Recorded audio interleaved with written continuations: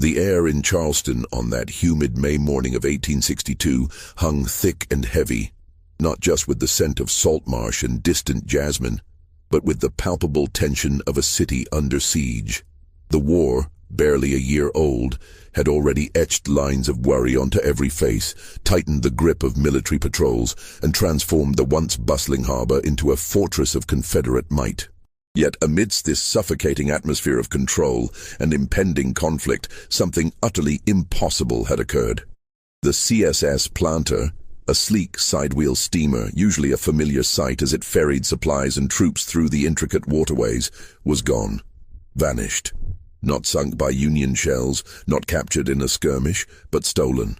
And not by a daring Union commando raid, but by a man, a slave, who had piloted it directly out of the heavily fortified harbor, past the formidable guns of Fort Sumter, and into the waiting arms of the Union blockade.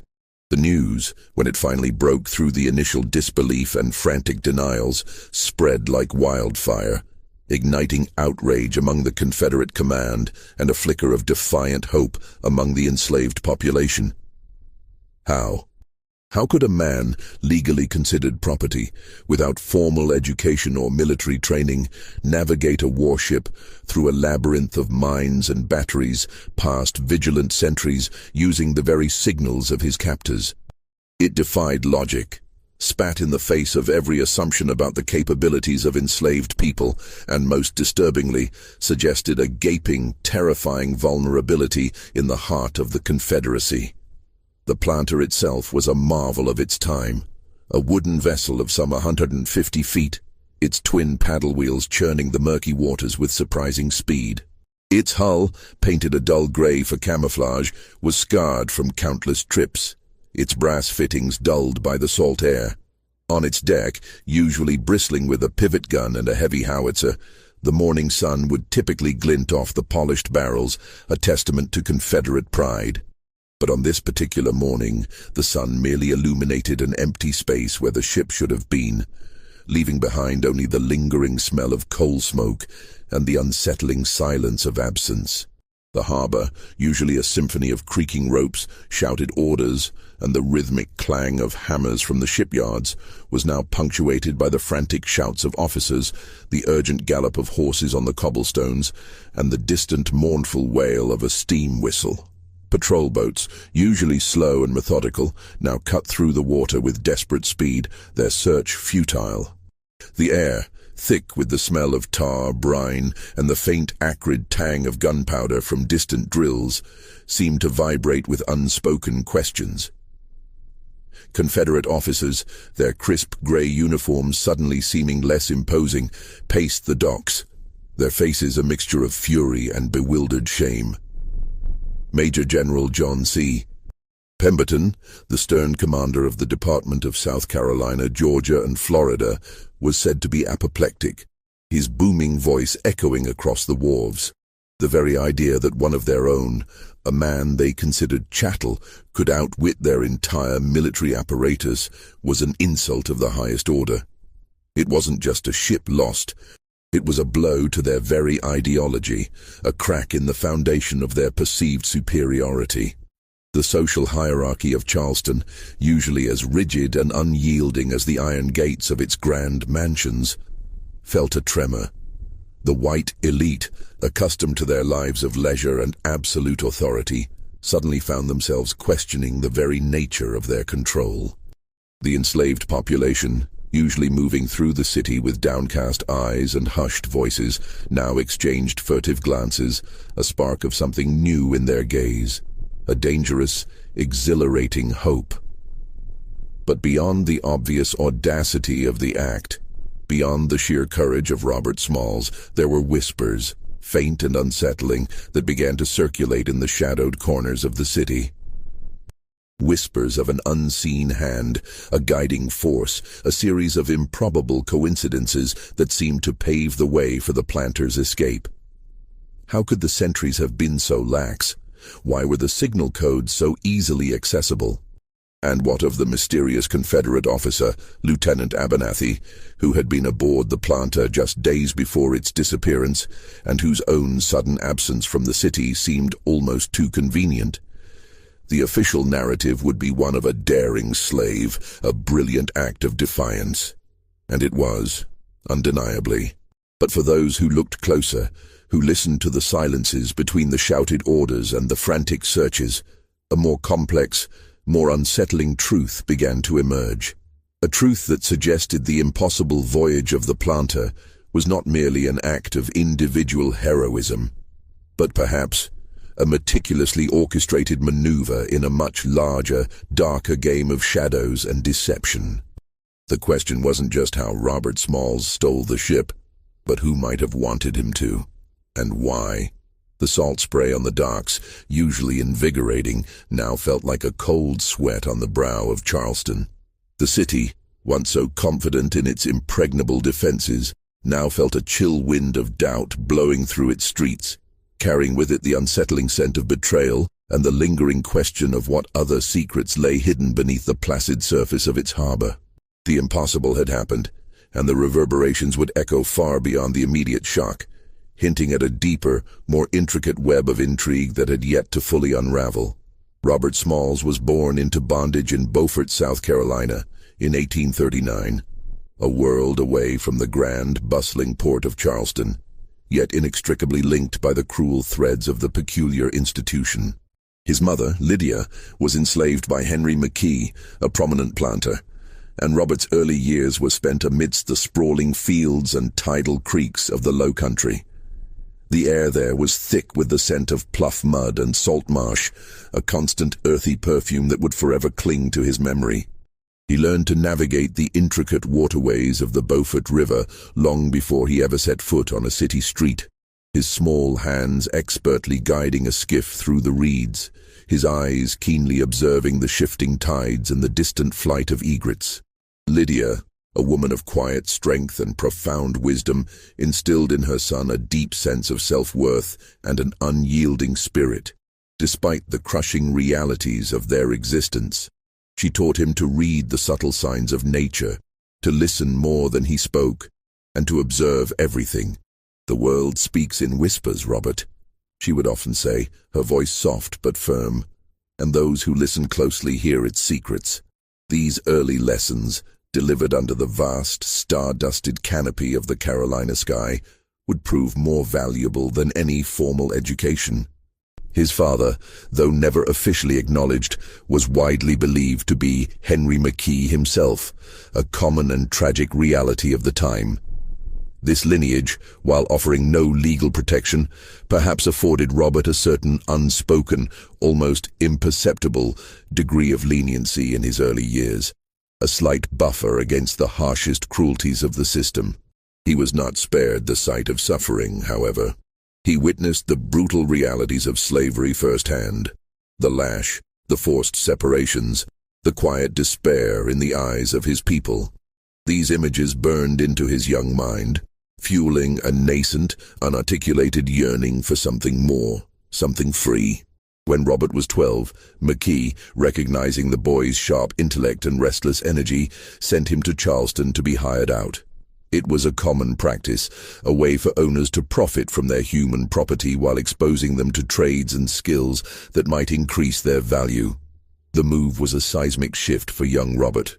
Beaufort was rural, its rhythms dictated by the tides and the planting seasons.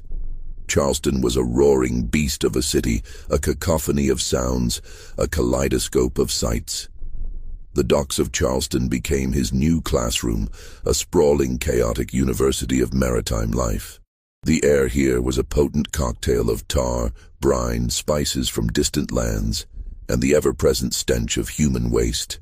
He worked as a lamplighter, a rigger, a sailmaker, a stevedore, any job that would bring him closer to the water, closer to the ships.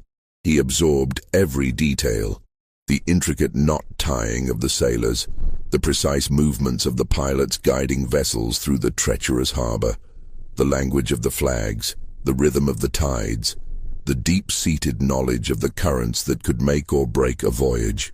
He was a sponge, soaking up information, his mind a meticulous ledger of observations. He learned the names of every ship, the faces of every captain, the routines of every dock worker. He could distinguish the distant clang of a ship's bell from the chime of a church clock, the specific creak of a schooner's mast from the groan of a paddle wheeler. He learned to read the weather not just from the sky, but from the subtle shifts in the wind, the feel of the humidity on his skin. It was on these docks that he met Hannah Jones, a chambermaid, a woman of quiet grace and fierce intelligence. Their courtship was a clandestine affair, stolen moments in shadowed alleys, whispered conversations under the cloak of night. They found solace and strength in each other, a shared dream of a life beyond the confines of their bondage. They married in 1856, their union a defiant act of hope in a world that denied them basic human rights.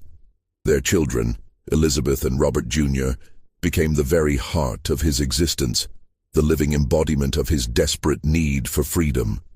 Every day as he watched them play, their innocent laughter echoing through the cramped quarters they shared, the weight of his responsibility grew heavier, the yearning for liberation more urgent.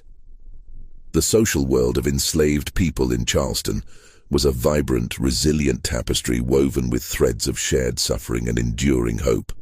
They formed their own communities, their own churches, their own networks of communication, whispers of resistance, of escape, of the distant promise of the North traveled through these channels, carried on the wind like dandelion seeds. Robert was a part of this network, a quiet observer but a trusted one. He saw the subtle acts of defiance, the hidden strength, the unwavering faith that one day their chains would be broken. He spent countless hours on the decks of various vessels, from small fishing boats to grand merchant ships, learning the intricacies of their operation. He became a skilled rigger, then a wheelman, his hands growing accustomed to the feel of the helm, his body attuned to the subtle vibrations of the engine. He knew the harbor like the back of his hand. Every shoal, every channel, every hidden marker. He could navigate it blindfolded, guided by instinct and an encyclopedic knowledge of its depths and currents. As the drums of war began to beat louder, Robert observed the Confederate military operations with a keen, almost detached interest. He saw the fortifications being strengthened, the new guns being mounted, the constant drills. He watched the troop movements, the supply ships coming and going, the intricate dance of a city preparing for battle. He was a ghost in their midst, an invisible man, seeing everything, hearing everything, yet perceived as seeing and hearing nothing of consequence. In the quiet solitude of his mind, as he steered ships through the moonlit harbor, or watched his children sleep, Robert wrestled with his fate. The dreams of freedom, once a distant, shimmering mirage, now began to coalesce into a tangible, desperate plan. He knew the risks, the unimaginable consequences of failure. But the alternative, a life of perpetual bondage for himself and his children, was a fate far more terrifying than any gallows. The city, the harbor, the ships, the very air he breathed, all were instruments of his oppression. But he was slowly, meticulously, learning to turn them into instruments of his liberation. If you're finding this story as fascinating as the historical mysteries it uncovers, consider subscribing to stay updated on more untold American stories. The outbreak of the Civil War in April 1861 shattered the fragile peace of Charleston, replacing it with a feverish, almost intoxicating sense of purpose among the white population and a deepening dread among the enslaved. The bombardment of Fort Sumter, a spectacle of fire and smoke that lit up the pre-dawn sky, was met with cheers and celebrations in the city. But for Robert, watching from the docks, it was a chilling harbinger of the violence to come. The war, initially seen as a swift, decisive victory for the Confederacy, quickly settled into a grinding, brutal reality. The city, once a vibrant hub of commerce, transformed into a military stronghold, its streets teeming with soldiers in gray, its harbor bristling with newly fortified batteries. Robert's skills as a wheelman, honed over years of navigating the treacherous Charleston harbor, became invaluable to the Confederate war effort. He was assigned to the CSS Planter, a vessel that had been converted from a cotton transport into an armed dispatch and transport boat. It was a crucial cog in the Confederate machine, ferrying troops, supplies, and dispatches between the various fortifications dotting the harbor and the coastal islands. For Robert, it was a bitter irony. His expertise, his very lifeblood, was now being used to strengthen the chains that bound him. The planter was a sleek, fast vessel, its paddle wheels capable of cutting through the water with impressive speed. It was armed with a 32-pound pivot gun and a 24-pound howitzer, formidable weapons for a ship of its size. Robert spent countless hours at the helm, his hands gripping the polished wood, his eyes scanning the familiar waters. He learned every nuance of the ship, the groan of its engines, the precise amount of steam needed for a quick turn, the subtle vibrations that indicated a change in the current. He knew its strengths, its weaknesses, its every secret. The crew consisted of a mix of white officers and enslaved laborers. The officers, often young and full of the Confederacy's zealous pride, treated Robert and the other enslaved men with a mixture of casual indifference and condescending authority. They saw them as extensions of the ship itself, tools to be used, not men to be acknowledged. This perception, however, was Robert's greatest advantage. He was invisible, a shadow moving through their world, observing, listening, absorbing every detail. He learned the routines of the Confederate officers with meticulous precision. He knew when Captain Relier would retire to his cabin for his evening whiskey, when Lieutenant Riley would take his customary smoke on the stern, when the sentries would change shifts. He memorized their conversations, their boasts, their complaints, piecing together a mosaic of their habits and vulnerabilities. More critically, he learned the intricate system of Confederate signal codes, the flags, the whistles, the specific sequences that allowed vessels to pass through the heavily guarded harbor checkpoints. He watched, he listened, he committed every detail to memory, a silent, living cipher. It was during this period that Lieutenant Abernathy joined the planter's complement, a man who would become a central, enigmatic figure in the unfolding drama. Abernathy was different from the other officers. He was older, perhaps in his late 30s, with a lean, almost gaunt frame, and eyes that seemed to hold a perpetual, unsettling glint of amusement, even in the gravest situations. His uniform, though always immaculate, seemed to hang on him with a certain casualness, as if he wore it out of necessity rather than conviction. He spoke with a clipped, almost academic precision, and often seemed lost in thought, his gaze drifting over the horizon as if searching for something beyond the immediate confines of the war. Abernathy had a peculiar habit of engaging Robert in seemingly innocuous conversations, asking about the tides, the history of the harbor, the best fishing spots. Other officers would bark orders. Abernathy would inquire. He would sometimes linger on deck after the others had retired, watching Robert at the wheel, a faint unreadable smile playing on his lips. He never spoke of the war with the same fervent patriotism as his peers, often offering cynical, almost philosophical observations about the futility of conflict. Robert, ever the keen observer, noted these anomalies.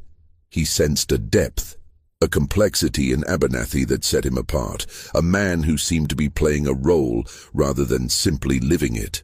The atmosphere in wartime Charleston was thick with paranoia and suspicion. Rumors of Union spies abounded, and the Confederate authorities were ruthless in their pursuit of anyone suspected of disloyalty. Enslaved people, always under scrutiny, found themselves under even greater surveillance. Yet Abernathy seemed to move through this climate with an almost reckless disregard for caution. He would sometimes leave sensitive documents carelessly on his desk, or engage in hushed conversations with unknown figures in dimly lit taverns, conversations that Robert, with his acute hearing and practiced invisibility, sometimes caught snippets of.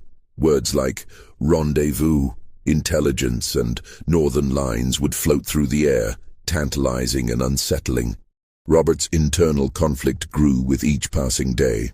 He was a man caught between two worlds, the world of his enslavers, which he served with outward obedience, and the hidden world of his dreams, where freedom beckoned. The planter, once a symbol of his bondage, began to transform in his mind. He saw it not as a Confederate warship, but as a vessel of liberation, a key to unlock the chains of his family. Abernathy's strange behavior, his subtle deviations from the expected Confederate norm, began to plant a seed of an idea in Robert's mind. Could this man, this enigmatic officer, be more than he seemed? Could his presence, his peculiar habits be a sign, a subtle opening in the impenetrable wall of Confederate control? The thought was audacious, dangerous, but it sparked a flicker of hope, a foreshadowing of the audacious plan that would soon take root in Robert's determined heart. The war had begun, and with it, a silent personal battle for freedom was about to be waged, with the CSS Planter as its unlikely prize. The idea, audacious and terrifying, began as a whisper in the deepest recesses of Robert's mind, a desperate prayer born of years of quiet observation and simmering resentment.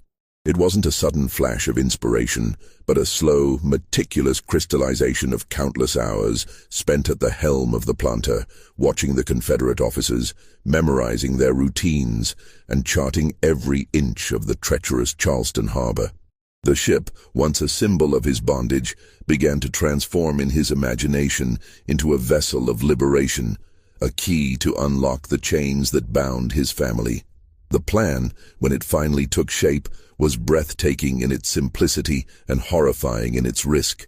He would steal the Planter. Not just sail it away, but navigate it through the heavily fortified harbor, past the formidable guns of Fort Sumter, and deliver it, along with his family and fellow enslaved crewmen, to the Union blockade. The sheer audacity of it made his heart pound against his ribs, a frantic drumbeat of fear and exhilaration. Failure meant certain death, not just for him, but for everyone he loved. He began to recruit his crew with the utmost caution, approaching only those he trusted implicitly, men whose longing for freedom burned as fiercely as his own. There was Alfred Gradine, a fellow wheelman, whose quiet strength Robert had long admired. John Smalls, a relative, whose steady hands and unwavering loyalty were beyond question. And others: Abraham Jackson, Gabriel Turno, Samuel Chisholm, all men who had endured the same indignities, shared the same dreams. Each conversation was a tightrope walk, a delicate dance between hope and despair. He spoke in hushed tones late at night, in the cramped quarters below deck, or during stolen moments on the deserted docks. "We can take her," Robert would whisper, his voice barely audible above the lapping of the waves against the hull. "The Planter. We can take her to the Union." The initial reactions were a mixture of disbelief, terror, and a desperate, fragile hope. "Are you mad, Robert?" Alfred had gasped, his eyes wide with fear. "They'll hang us all." But Robert, his gaze unwavering, laid out his meticulous observations, his intimate knowledge of the ship, the harbor, the Confederate routines. He spoke of the precise timing, the specific signals, the vulnerabilities he had identified. Slowly, painstakingly, he chipped away at their fear, replacing it with a growing sense of possibility, a shared conviction that this impossible dream might just be within their grasp. Hannah, his wife, was his rock, his confidant, and his most formidable critic. He shared the plan with her first, in the quiet intimacy of their small cabin, the children sleeping soundly beside them. Her face, usually serene, contorted with a mixture of terror and fierce pride. "Robert," she whispered, her voice trembling, "if you fail—" He knew what she meant. The consequences were unimaginable. But then her eyes met his, and he saw the same unyielding spirit that had drawn him to her. "But if you succeed," she finished, a new light in her eyes, "we will be free." She became an active participant, helping him refine the logistics, reminding him of details he might have overlooked, her practical mind a crucial counterpoint to his daring vision. She would gather the children, prepare them for the journey, keep them calm amidst the chaos. The logistics were daunting. They needed to gather their families, including the women and children, without arousing suspicion. They needed to ensure the ship was fully provisioned with coal and food. They needed to time their departure perfectly when the white officers were ashore, indulging in the city's nocturnal pleasures. And most critically, they needed to navigate the gauntlet of Charleston's formidable defenses. Charleston Harbor was a fortress. Fort Sumter, a grim sentinel, guarded the main channel, its massive guns capable of obliterating any vessel.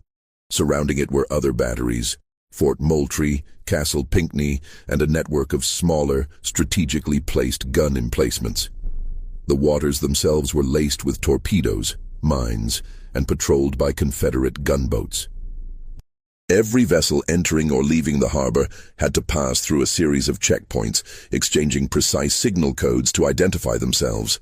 Robert had spent years observing these signals, committing them to memory. The specific flag combinations, the number of whistle blasts, the precise sequence required for safe passage. He knew them better than many of the officers themselves. And then there was Abernathy. The enigmatic lieutenant's behavior had become increasingly peculiar, almost as if he were an unwitting accomplice, or perhaps a deliberate one. Abernathy had a habit of forgetting to secure sensitive documents, leaving them casually on his desk in the pilot house, where Robert, while cleaning, could easily glance at them.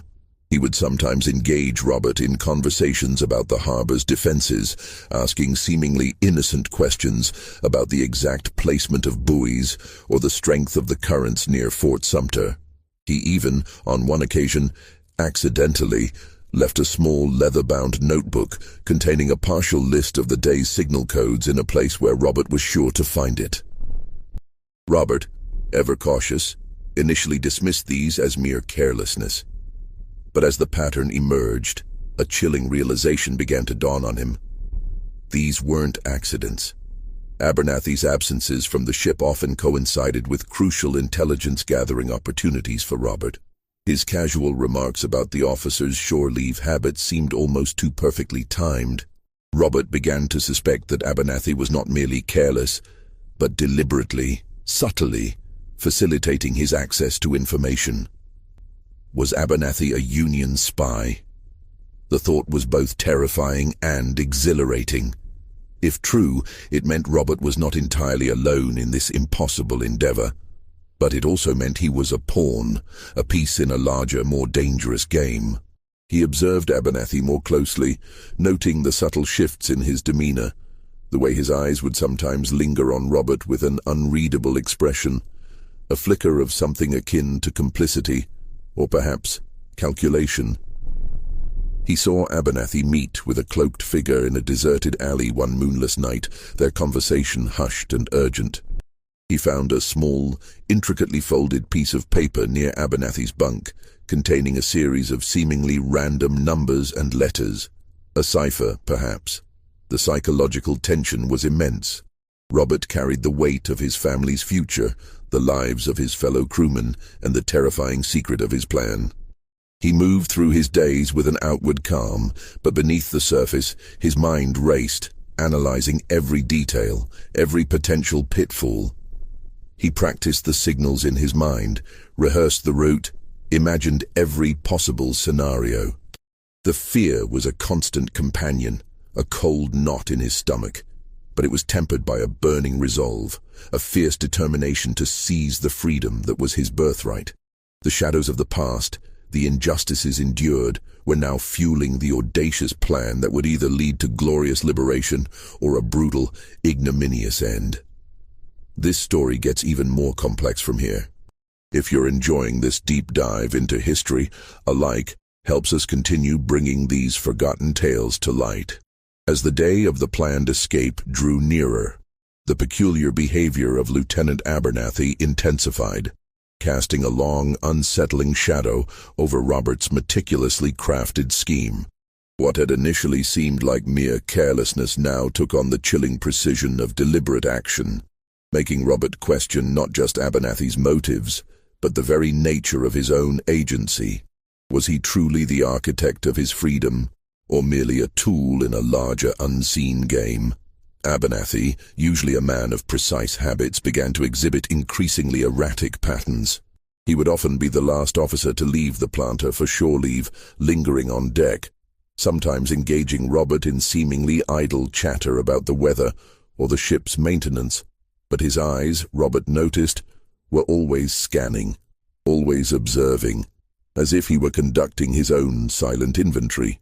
On several occasions, Abernathy would forget to lock his cabin door, leaving it ajar just enough for Robert, in the course of his duties, to glimpse the contents within. Once, Robert saw a map spread across Abernathy's desk, not a Confederate chart, but a detailed, almost hand-drawn rendering of the harbor's defenses, with certain channels and buoys marked in a way that seemed to highlight vulnerabilities. He quickly averted his gaze, but the image was seared into his memory. The coincidences, too, began to pile up, each one too perfect to be truly accidental. A crucial guard post on the main channel, usually manned by 2 vigilant soldiers, would inexplicably be reduced to a single, often drowsy sentry on nights when the planter was scheduled for a late-night supply run. A patrol boat, known for its rigorous inspections, would be unexpectedly diverted to a distant island on the very evenings Robert had been meticulously observing the signal changes. Once, a key to the ship's armory, where the heavy pivot gun was secured, was found dangling from a hook near the pilot house, an oversight so egregious it bordered on the absurd. Robert, his heart pounding, quickly returned it to its proper place, but the message was clear. An opening had been presented. One evening, while cleaning the pilot house after Abernathy had disembarked, Robert discovered a small, leather-bound journal tucked beneath a stack of official Confederate dispatches. It was not Abernathy's usual logbook. Its pages were filled with strange symbols, seemingly random numbers, and cryptic phrases in a language Robert didn't recognize, though some words looked vaguely German or Dutch. He quickly memorized a few lines, his mind racing, before carefully replacing the journal exactly as he had found it. This was no ordinary officer's diary. It was a coded message, a secret communication. Robert's growing suspicion that forces beyond his immediate control were at play became a constant, gnawing presence. He began to feel like a puppet, his strings subtly manipulated by an unseen hand. He watched Abernathy with renewed intensity, searching for any tell, any sign of his true allegiance. He noticed that Abernathy often carried a small silver flask from which he would occasionally take a sip. Not of whiskey, but of something clear and odorless. And sometimes, after these sips, his eyes would seem to sharpen, his movements become more deliberate, as if a fog had lifted from his mind. One sweltering afternoon, while the planter was docked for repairs, Robert overheard a hushed conversation between Abernathy and a man he had never seen before, a civilian, dressed in plain, dark clothes, his face partially obscured by a wide-brimmed hat. They spoke in low tones, their words barely audible above the clang of hammers from the shipyard. Robert caught fragments.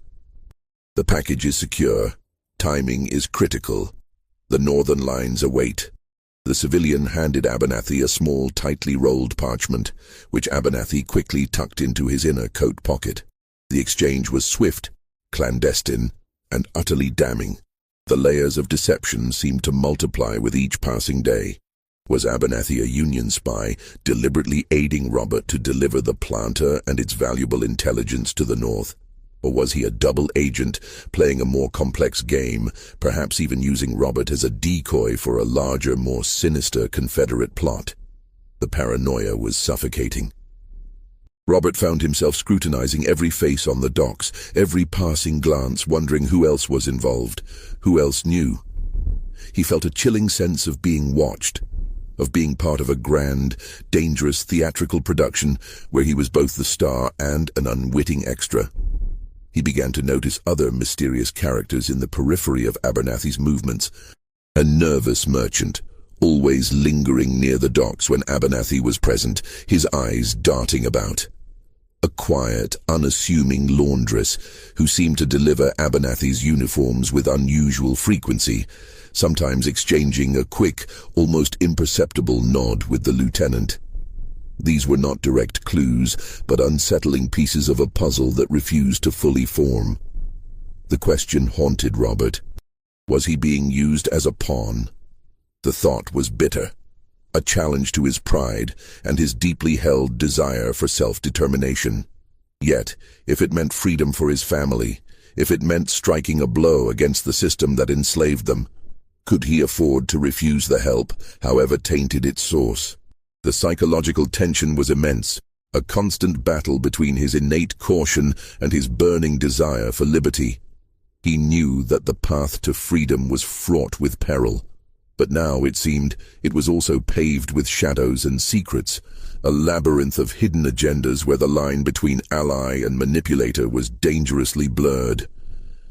The planter was not just a ship, it was a chess piece, and Robert Smalls, the enslaved wheelman, was about to make a move that would reverberate through history, perhaps guided by a hand he could not fully comprehend. The night of May 13th, 1862, descended upon Charleston like a heavy shroud, thick with humidity and the oppressive silence that often precedes a storm. For Robert Smalls, it was the night, the culmination of years of quiet observation, months of meticulous planning, and weeks of agonizing suspense. His heart hammered against his ribs, a frantic drumbeat echoing the distant rhythmic lapping of the waves against the planter's hull. Every nerve ending was alive, tingling with a mixture of terror and an almost unbearable exhilaration.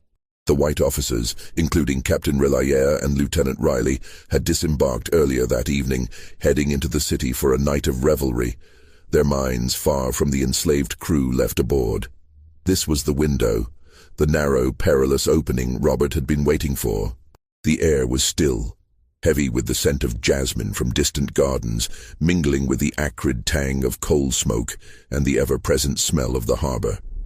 A sliver of moon, barely visible through the haze, offered little illumination, plunging the docks into a deceptive gloom. At precisely 3 a.m., Robert moved. His movements were fluid, practiced, each step deliberate. He roused the other enslaved crewmen, Alfred Gradine, John Smalls, Abraham Jackson, Gabriel Turneau, Samuel Chisholm, their faces etched with a mixture of fear and grim determination. There was no need for words. Their shared glances conveyed the enormity of the moment. They knew the stakes. The most delicate part of the plan was next, bringing their families aboard. Hannah, with a strength that belied her quiet demeanor, had gathered the children, Elizabeth, Robert Jr., and the children of the other crewmen, in a small, secluded shack near the docks.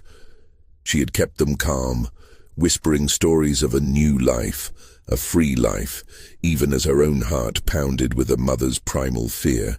Robert met them, his eyes searching Hannah's for reassurance, finding it in her unwavering gaze. He helped them board the planter silently, the children bundled tightly, their small forms almost swallowed by the vastness of the ship. Each child, each wife, was a precious cargo, a living testament to the desperate gamble they were taking. At 3:30 a.m., with everyone safely aboard and hidden below deck, Robert gave the order to cast off. The lines were untied with practiced ease, the gangplank retracted. The planter's engines, usually a roaring beast, now rumbled to life with a subdued, almost reverent hum. Robert took the wheel, his hands firm, his eyes fixed on the dark channel ahead. The ship began to glide silently away from the dock, a ghost slipping into the night. The first checkpoint was near the city's southern edge, a small battery manned by a handful of Confederate soldiers. Robert, standing tall at the helm, donned Captain Relayer's straw hat, a distinctive piece of headwear he had often observed the captain wearing. It was a bold, almost theatrical gesture, a psychological weapon. He mimicked Relayer's posture, his confident bearing, his very essence. As they approached, a sentry's voice cut through the darkness. "Halt! Identify yourselves!" Robert, his voice steady, projected a tone of casual authority. "CSS Planter, Captain Relayer on board, routine patrol." He then executed the precise sequence of whistle blasts and flag signals he had memorized, a series of short, sharp toots and the raising of specific pennants. The tension was excruciating, each second stretching into an eternity. He could feel the eyes of the sentries on him, their suspicion a palpable weight. Then, a return signal, a single whistle blast, and a wave of the lantern. They were through. A collective, silent sigh of relief swept through the crew. The next checkpoint was more formidable. Fort Johnson, a heavily armed battery further down the channel. Again, Robert donned the hat, adopted the captain's swagger, and executed the signals. The fort's guns, dark and menacing, loomed in the darkness. He could almost feel their cold gaze. A moment of agonizing silence, then another return signal. Passed. But the true test, the ultimate gauntlet, lay ahead. Fort Sumter. Its massive brick walls rose from the water like a sleeping leviathan, its cannon muzzles gaping, ready to unleash hell. The psychological terror was almost unbearable. Robert could feel the sweat trickling down his back, his hands gripping the wheel so tightly his knuckles were white.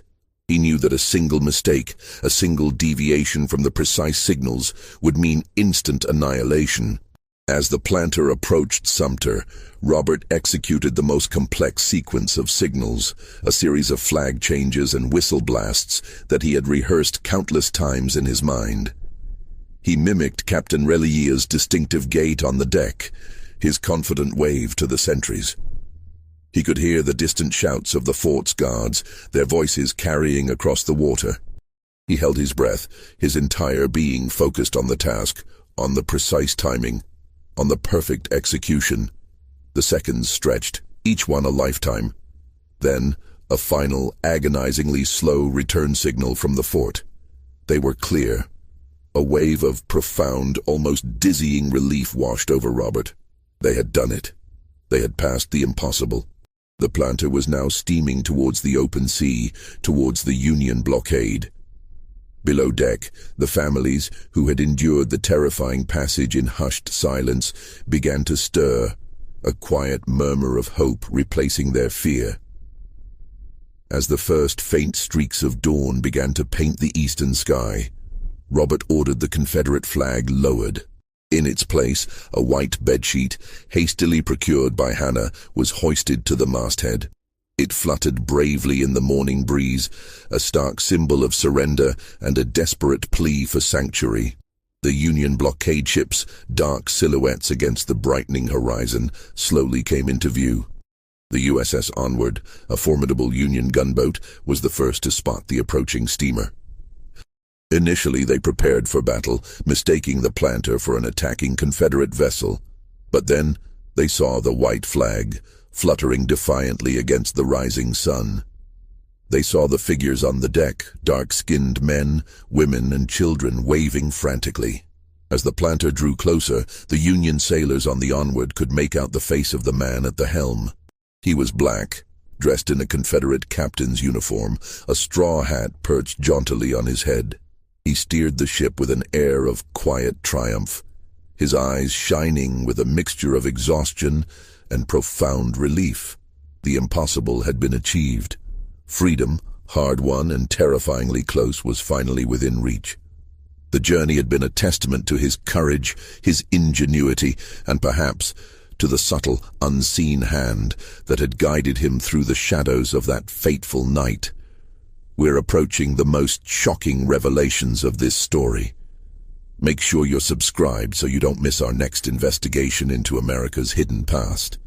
The reception by the Union forces aboard the USS Onward was a mixture of stunned disbelief and cautious awe. Captain Frederick C. Finney, commander of the Onward, initially ordered his gunners to prepare for an attack, convinced the approaching planter was a Confederate ruse. But the sight of the white flag, and then the faces of the enslaved men, women, and children on deck, quickly dispelled his suspicions. When Robert Smalls, still wearing Captain Reliea's straw hat, expertly brought the planter alongside the Onward, a hush fell over the Union crew. It was an unprecedented act, a feat of daring that defied all expectations. Robert, stepping onto the deck of the Onward, was immediately surrounded. He spoke with a calm, clear voice, recounting the details of their escape, the route they had taken, the signals he had used.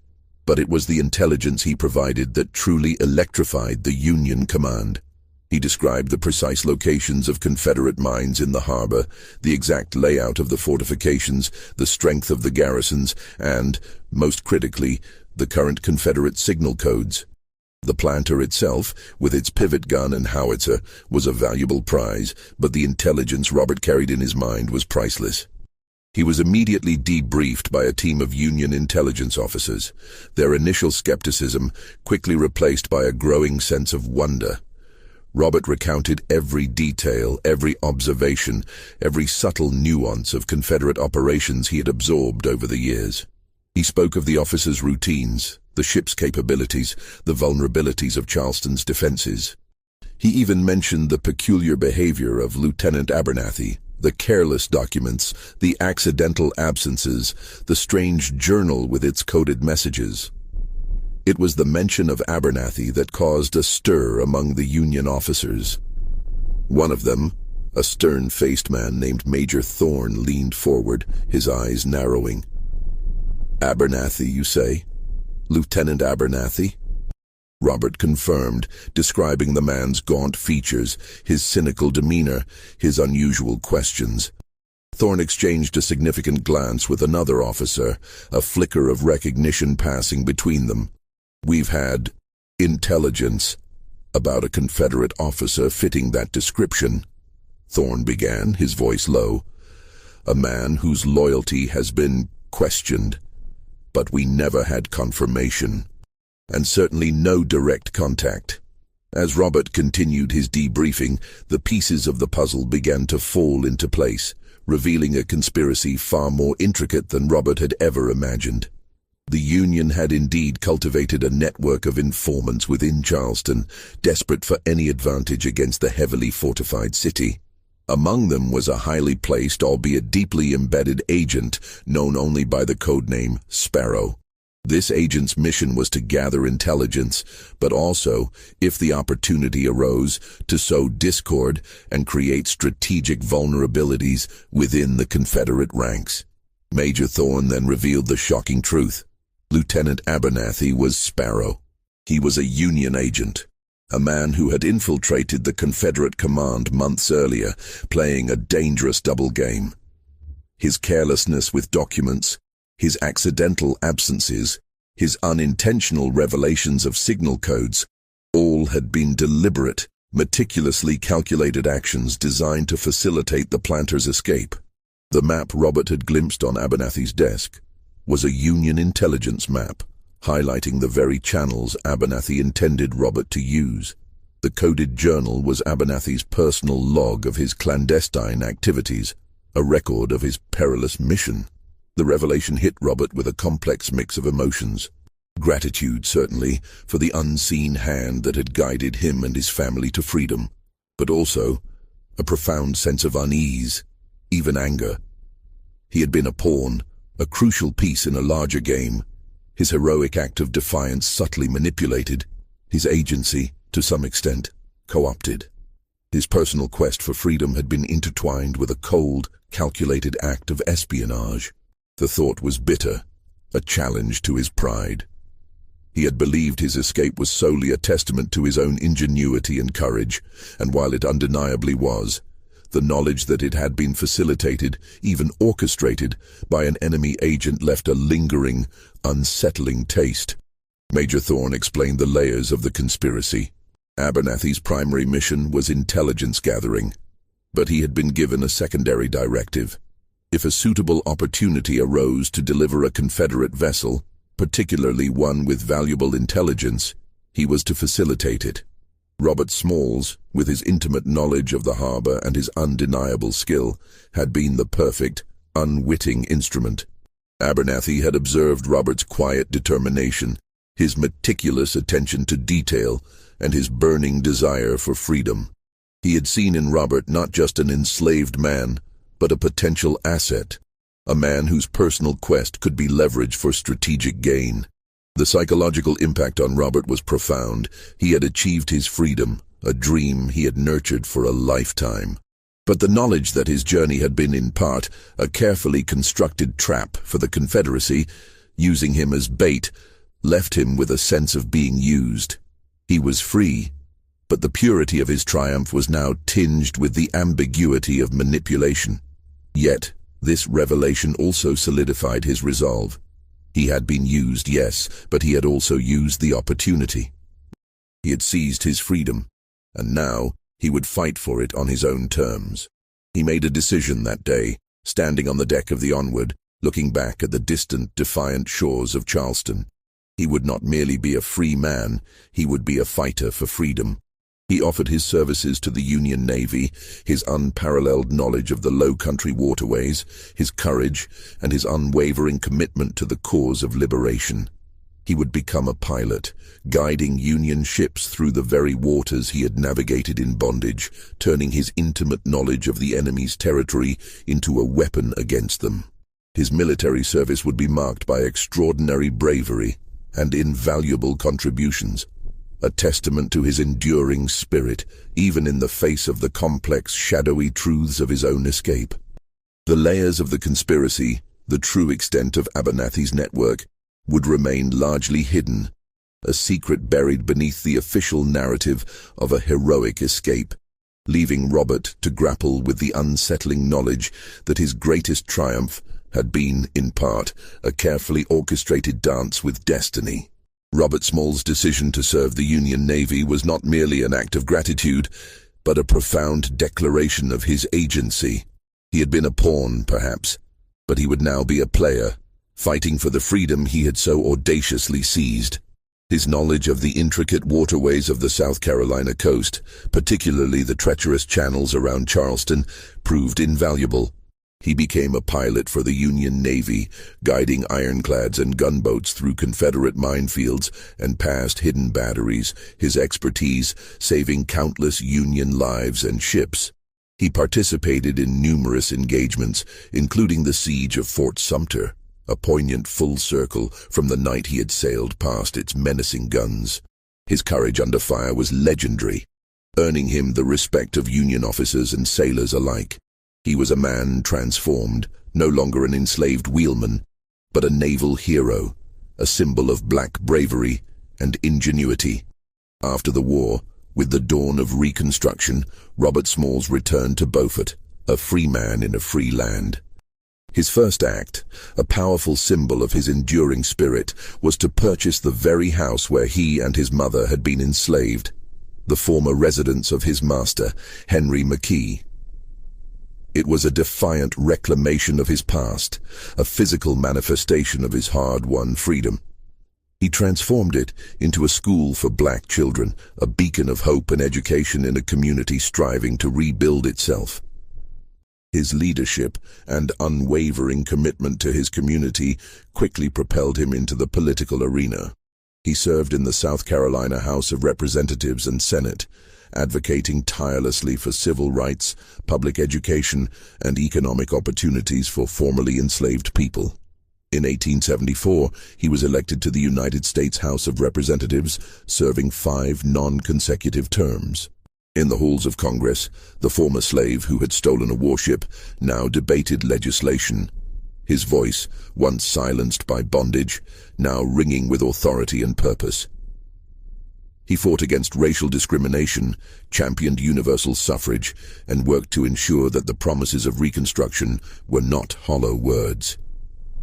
Yet, despite his public triumphs, the lingering mystery of Abernathy's role and the full extent of the conspiracy remained a quiet, persistent shadow in Robert's mind. Abernathy, the Union agent known as Sparrow, simply vanished after the planter's delivery. His name never appeared on any official Union commendation list, nor was he ever publicly acknowledged for his role in the audacious escape. Was he reassigned to another deep-cover mission? Did he disappear into the anonymity of post-war life, his identity forever erased to protect the secrets he carried? Or did he meet a darker fate, exposed and silenced by the very forces he sought to undermine? The unanswered questions hung in the air, a testament to the murky world of espionage, where heroes and villains often wore the same uniform. Robert, in his later years, would often sit on the porch of his Beaufort home, gazing out at the familiar waterways, the same tides that had carried him to freedom. He rarely spoke of Abernathy, or the unsettling feeling of being a pawn in a larger game. But in the quiet solitude of his reflections, he undoubtedly wrestled with the ambiguity of that night. Was his escape a pure act of individual heroism, a testament to his own indomitable will, or was it a masterstroke of espionage, a carefully orchestrated maneuver by unseen forces, with his courage merely the catalyst? The truth, perhaps, was a complex tapestry woven with both threads, his own extraordinary bravery intertwined with the calculated machinations of a hidden agent. The historical significance of Robert Smalls's actions cannot be overstated. He became a living legend, a symbol of hope and defiance for millions. His story inspired countless others to seek their own freedom, proving that the human spirit, even under the most oppressive conditions, could not be extinguished. He demonstrated the intellectual and strategic capabilities of enslaved people, shattering the racist myths of their supposed inferiority. But the enduring question, the one that continues to echo through the annals of history, remains. Was it all planned? Was the impossible voyage of the planter not just a daring escape, but a meticulously engineered intelligence operation with Robert Smalls, the brilliant, courageous wheelman, as its unwitting yet ultimately triumphant centerpiece? The salt-laced winds that sweep across the Carolina coast still carry whispers of that night, of the shadows and secrets that danced on the deck of the planter, leaving us to ponder the true depths of courage, the complexities of freedom, and the hidden hands that sometimes guide the course of history. The past, like the deep, dark waters of Charleston Harbor, holds its secrets close, revealing only what it chooses, leaving the rest to the realm of tantalizing, unsettling speculation. If this story made you question what you thought you knew about history, share it with someone who appreciates the complexity of the past. And let us know in the comments. Do you think Robert Smalls was a brilliant strategist, or was he part of a larger conspiracy?